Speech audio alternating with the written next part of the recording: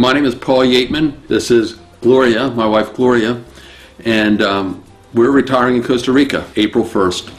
And what made us do this is we spent 33 days there last year. Initially we went on a retirement tour with George Lundquist. It really gave us a chance to see a lot of the Central Valley area. We're going down next week to sort of complete our residency documents. And then we're going to go down a month later, April 1st, to move there. And we have a cabina. We got a place to live the first month at $400 a month, 525 square feet, includes all utilities and a $1 million view. We're not sure where we're going to settle long term. We're going to rent for a while, just really trying to stay in furnished apartments or houses so that we can visit different areas of the country and really get a sense of what it would be like to live there. If we find a house or a piece of land and it's something that we can afford, then maybe we'll settle down. But for a while we're really just planning on renting and enjoying different parts of the country.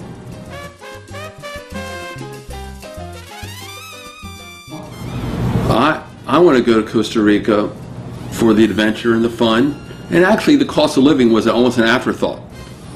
We're thinking that maybe with my Social Security we can get some part-time work there that can allow us to supplement our income. We can't buy anything. I mean, even if we wanted to, we couldn't because of the financial crisis that's going on in the United States right now. Our 401ks are down, can't sell our house, so we're going to rent it anyway. But you go down there on a tour or something, you get real hepped up. You really want to, you feel like you're missing out, you know, if you don't go buy something. Big mistake, big mistake. Slow the process down, rent for 3 months, a month, a year, and get to know the country, maybe a few parts of the country. Then, maybe then you can make a more intelligent decision. About a year and a half ago, 2 years ago, we started talking about how we were going to make our retirement money go further. At that point, we started talking about, well, Paul lived for 2.5 years, almost 3 years when he went to school in Mexico. I had been to Costa Rica back in '96 very briefly and thought it was a beautiful country and always wanted to go back. So we started reading books about retiring in Mexico, retiring in Costa Rica, and decided we were really going to investigate this. We realized we were afraid that if we stayed here that we really would never be able to retire. We didn't want to have to continue to work full-time until I reached retirement age, and we wanted to be sure that we could enjoy our retirement wherever we were and didn't want to have to work until the day we died. You watch television, you make dinner, you watch TV, you do it again another day. I just didn't want to do it. I wanted to change. I wanted something different. And I've always been a little bit of a fraidy cat when it came to picking up roots and you know, doing something totally different, but it's always been something I've wanted to do. I've wanted to experience that kind of adventure, and so now with the two of us together, we're going to have our adventure.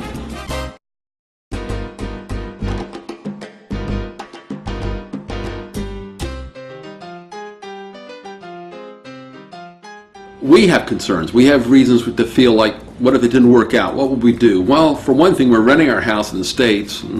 You're not locked into Costa Rica necessarily forever. I think I'm going to love it, but you know, you never know.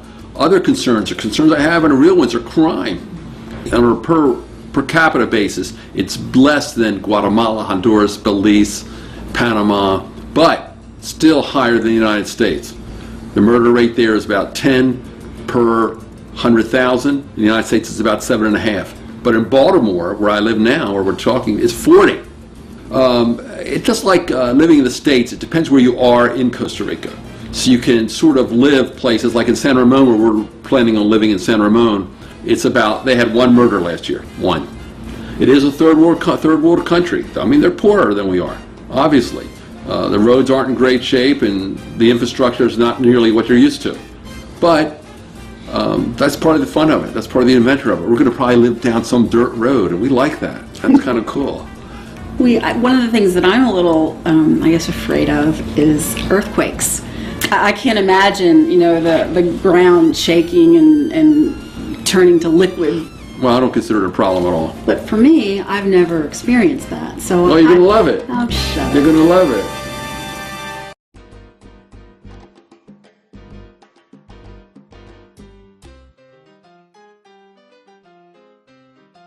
Things with health insurance, health coverage is a big factor. Big for concern, us. big concern. We're both on prescriptions. I mean, nothing life-threatening. No, I take one blood pressure medication. I almost have nothing. And so we were concerned about, well, are we going to have insurance there? Or what if we can't get into the CAHA? We're hoping to be able to get into that. But in order to do that, you have to be a legal resident. Once you've applied, it takes about at least 10 months before it's either approved or not approved. And about 2/3 of the way in, you get a piece of paper that says that you can now go and join, you can take part in some of the services. But those first 6 to 8 months, we're not going to have that. One of the good things about Costa Rica is that medical care costs a lot less. We made an appointment with a doctor on one of our previous visits. She speaks English very well, and we know some other North Americans that they go to her, and had a consultation with her about the different medical coverage, what's available in terms of doctors, specialists, prescription drugs. She spent 45 minutes with us and cost us $40. The average copay in the United States, I would say, is about $25 to $35. Well, that would be the cost of the appointment. Dental care is pretty much the same way.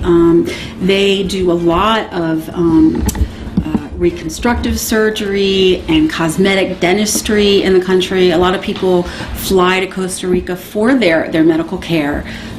Operations that would cost maybe $20,000 here are maybe $5,000 to $8,000 there, depending on what you want to get done. In the interim, until we can get into the CAHA, we're looking at some kind of international health policy that would cover any major medical. Yeah, something with a large deductible and good for maybe a year or 2 or 3. And that would be about $2,000 a year for both of us. Not too bad. To cover us against the big stuff. The little stuff we can handle. And then once you're in the CAHA, that includes your medical care, it includes all of your prescriptions, it includes hospital coverage, and we've talked to several couples that have it, and it costs usually under $100 for both people on a monthly basis. Yeah, we think it's going to be as good as, if not better, than what we have in the United States, and without the tremendous cost.